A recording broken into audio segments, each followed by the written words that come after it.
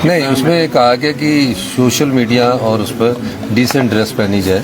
कोई ऐसी dress code कोई किस प्रकार की ड्रेस कोड पहनी जाए, इस प्रकार का कोई ड्रेस कोड किसी को भी नहीं लागू किया जा रहा है। सिर्फ जो 2021 की इंस्ट्रक्शन थी उसको इम्प्लीमेंट किया जाता है कि सोशल मीडिया में कई प्रकार के ऑफिसर्स जाते हैं, उस पर रोक लगाने के लिए इस प्रकार का एक नोटिफिकेशन किया गया है, ताकि जो सोशल मीडिया पर जो ऑफिसर्स जा रहे हैं वो सोशल मीडिया में ना जाएं, और जिसने जो ड्रेस पहननी वो पहने। डिसेंट ड्रेस जो भी पहनना चाहता है, जो भी देश में ड्रेस प्रचलित है टाल रहे, उसमें कोई रोक नहीं सकता।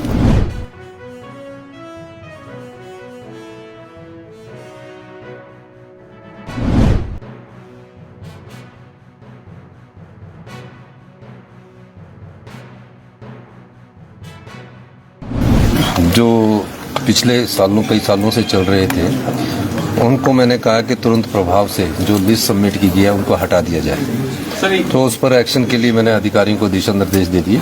आज या शाम तक उस पर एक्शन हो जाएगा।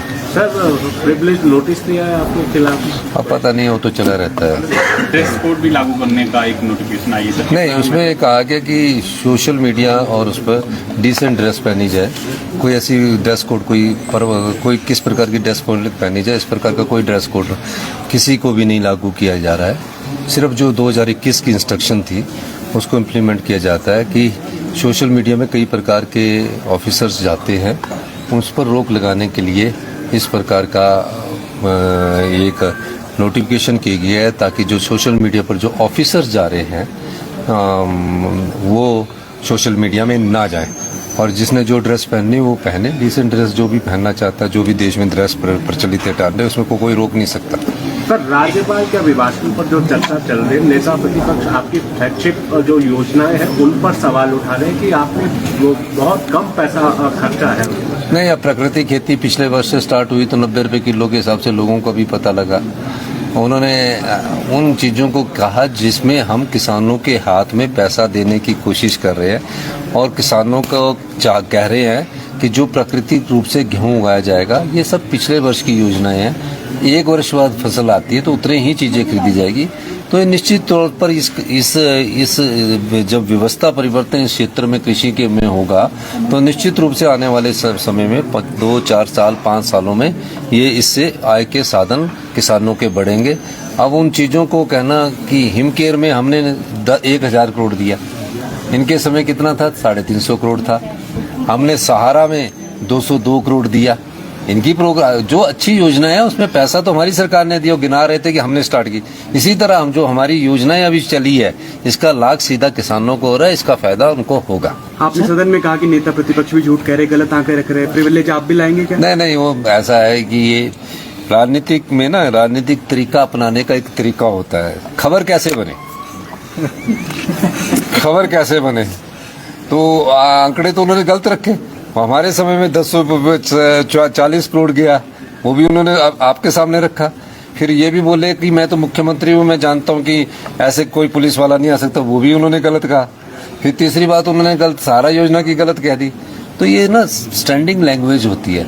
अब वो उनको दिखता है कि क्योंकि विडम्बना ये है कि भारतीय जनता पार्टी 5 गुटों में बटी हुई है, और उसके कारण जयराम ठाकुर जी को जो उनके गुट के कुछ एमएलए उनके साथ चल रहे हैं, वो कहीं खिसक ना जाए, तो वो हमेशा हर दिन ये साबित करने की कोशिश करते हैं कि इस प्रदेश में मैं ही विपक्ष एक नेता हूं जो सरकार के खिलाफ बोलता हूं। क्योंकि इनके जो दूसरे गुट के लोग हैं वो दिल्ली में केंद्रीय नेताओं को ये बोलते हैं कि जी वहाँ विपक्ष कुछ नहीं कर पा रहा। अब कर इसलिए नहीं पा रहा क्योंकि ये आपस में 5 गुटों में बटे हुए हैं। जयराम जी अपनी कुर्सी बचाने में लगे हुए। जयराम जी को आप भी देखते हैं कि वो फट से ऊपर खड़े हो जाते हैं, छोटी छोटी बात पर खड़े हो जाते हैं। उन्हें गुस्सा नहीं करना चाहिए, उन्हें अपने स्वभाव को शांत रखना चाहिए। पॉलिटिक्स में ग्रुप चलते हैं, 4 हो या 5 गुट है, उन्हें उसमें तनाव नहीं आना चाहिए, और इस तरह भी तनावग्रसित रहकर राजनीति नहीं चलती। तो मैं ये कहना चाहता हूँ कि जयराम ठाकुर जी जो है वो सिर्फ अपना विधायक दल के नेता पद को बचाने के लिए जोर जोर से बोलकर और बात काटकर अपनी बात को प्रकाशन के माध्यम से आगे लाना चाहते हैं, चाहे वो पत्रकारिता का माध्यम है, चाहे सोशल मीडिया का माध्यम है। सर, एक मुद्दा सुरेश जी के सवाल पर भी उठा था कि खाली बिल्डिंगें हैं, उन पर 1000 करोड़ रुपए खर्च हुआ। देखो, 1000 करोड़ रुपए की खाली बिल्डिंगें जयराम ठाकुर जी ने अपने ठेकेदार मित्रों को मदद करने के लिए पहुंचाई है। 1000 करोड़ की तो वो बिल्डिंगें जो अभी जानकारी में आई है, जो बड़ी बड़ी बिल्डिंगें बना दी ऐसी जगह पर जहां उसका उपयोग कहाँ किया जाए। या तो हॉस्पिटल में पैसा लगाते, जैसे कि हमने मेडिकल कॉलेज में पैसा लगाया। ये बड़ी बिल्डिंगें बनाई क्यों है? अब 50-50 करोड़ की छतरी में एक बिल्डिंग है 50 करोड़ की, जिसमें 32 बच्चे ITI के भी 32 बच्चों को आप स्कॉलरशिप 5,000 रुपए का स्टाइपेंड देकर किसी डिस्ट्रिक्ट ITI में दाखिल करवा लो। तो जो गवर्नेंस का मॉडल पिछली भारतीय जनता पार्टी की सरकार का था, वो लुटाने का था, वो लुटाने का था।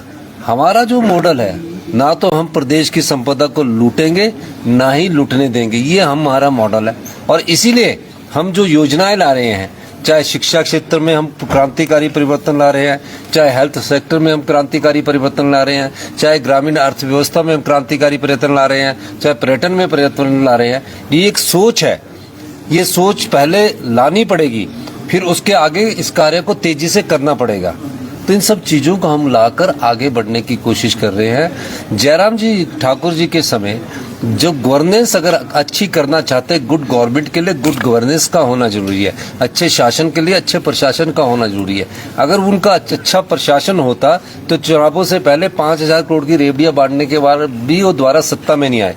तो मैं गवर्नेंस की बात ये कहना चाहता हूँ कि 70,000 करोड़ के लगभग 70,000 करोड़ के लगभग 48 से 54,000 करोड़ के बीच में उन्हें RDG मिली है, और तकरीबन 13 से 16,000 के करीब उनको GST कंपनसेशन मिला है।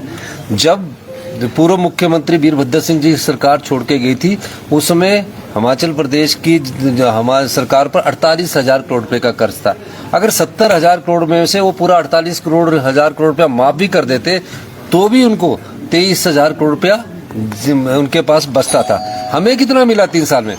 RDG के इन 70,000 करोड़ के मुकाबले में हमें 17,000 करोड़ रुपया मिला। कितना मिला? 17,000 करोड़ मिला। तो 17,000 करोड़ में हमने प्रदेश के सरकारी कर्मचारियों का एरियर भी दिया, 70 साल वालों का पूरा एरियर भी दिया, DA की किस्तें भी दी। और अब इन्होंने क्या किया? ठीक कहते हैं कि जयराम ठाकुर जी ने अगर जाना था केंद्रीय वित्त मंत्री से और होम मिनिस्टर से मिलकर, तो मुझे भी साथ लेकर चलते, मैं तो बोल रहा था। अब वो गए होंगे, वो चाह रहे होंगे कि किसी तरह हमें आगे धन ना मिले। अब RDG तो अब मिलनी नहीं, लेकिन रुकवाने के लिए जाते हैं। मुझे लगता है वो बार बार विधानसभा में जरूर बोलते हैं, लेकिन मुझे लगता है, और आजकल तो शब्दों का इस्तेमाल भी वो कुछ गुस्से में आके करने लगे, पर मैं उनके शब्दों का बुरा नहीं मानता।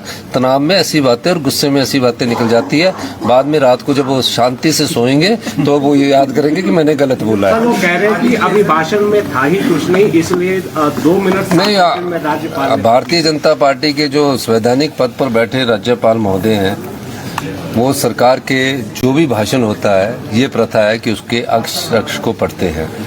उन्होंने नहीं पढ़ा तो ये गवर्नर साहब के भाषण से जीत कर नीति को लेकर चले हैं। मुझे एक चीज समझ नहीं आती, हिमाचल विरोधी भाजपा क्यों है? आप बताइए। RDG बंद हुई, ये साथ नहीं चल रहे। आपदा प्रभावित परिवारों को 10 विषय से लेकर 1 बीघा जगह लेने का अधिकार केंद्र हिमाचल सरकार के पास नहीं, केंद्र सरकार के पास है। ये उस कानून को परिवर्तन करने नहीं चले, केंद्र में इनकी सरकार है। ये मैं आपको कहना चाहता हूँ। और एक तीसरी बात है कि जो हमारे राइट्स है, जो पानी के रूम में हमारे राइट्स है, उसमें हमारे साथ नहीं चलते पड़े। तो हिमाचल विरोधी भाजपा वह है, ये सरकार विरोधी नहीं है। सरकारें तो आती रहेगी, जाती रहेगी, मंत्री बनते रहेंगे, मुख्यमंत्री बनते रहेंगे। तो ये सब चीजों को सोचना पड़ेगा। हिमाचल प्रदेश हमारा प्रदेश है, 75 लाख लोगों का प्रदेश है। इसमें हम सब लोगों को मिलकर आगे बढ़ना पड़ेगा। यही हमारी सोच है, यही हमारा व्यवस्था परिवर्तन है कि हम आगे सबको साथ लेकर बढ़े। राजनीतिक आधार पर मुकदमे दर्ज कर रही है सरकार, ये भी नेता प्रतिपक्ष कह रहे थे सदन में। मेरी आय अगर 10 लाख है और मैं 1 करोड़ रुपए कमाता हूँ, तो उसका आय का